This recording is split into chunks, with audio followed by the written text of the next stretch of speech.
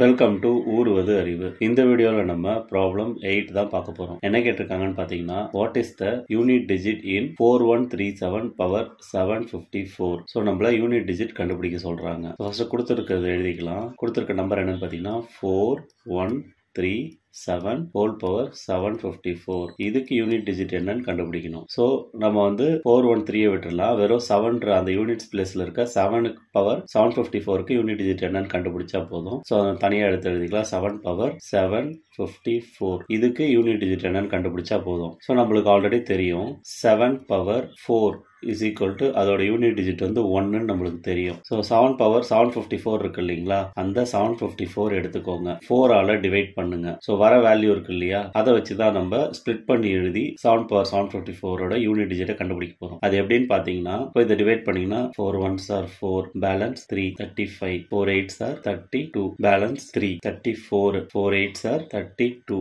Balance 2. So இப்போ நம்ம 7 power 754 எப்படி எழுதலாம்னு பாத்தீங்கன்னா 7 பவர் 4 into 188 plus 2 எழுதலாம். So is equal to 7 power 4 into 188 into 7 power 2 நம்ம அதை பிரிச்சு எழுதிக்கலாம். ஏன்னா பவர்ல நம்ம பிளஸ் இருந்தா இந்த மாதிரி பிரிச்சு எழுதிக்கலாம். is equal to 7 power 4 whole power 188 எழுதிக்கலாம் into 7 square 49. 7 power 4 நம்மளுக்கு என்னன்னு தெரியும், யூனிட் டிஜிட் 1 தான் வரப்போகுது. So is equal to 1 power 188 எழுதிக்கலாம் into 49. So 1 power 188 1 தான். is equal to 1 into 49 is equal to 49. So அப்போ 7 power 754 இதோட யூனிட் டிஜிட் என்னன்னு பாத்தீங்கன்னா நம்மளுக்கு 9 தான் ஆன்சர். ஸோ அதனால நம்ம எப்படி எழுதலாம்னு பாத்தீங்கன்னா 4137 whole power 754 is equal to இதோட யூனிட் டிஜிட் வந்து 9 தான் வரும். இந்த வீடியோல 4137 பவர் 754 நம்பருக்கு யூனிட் டிஜிட் என்னன்றத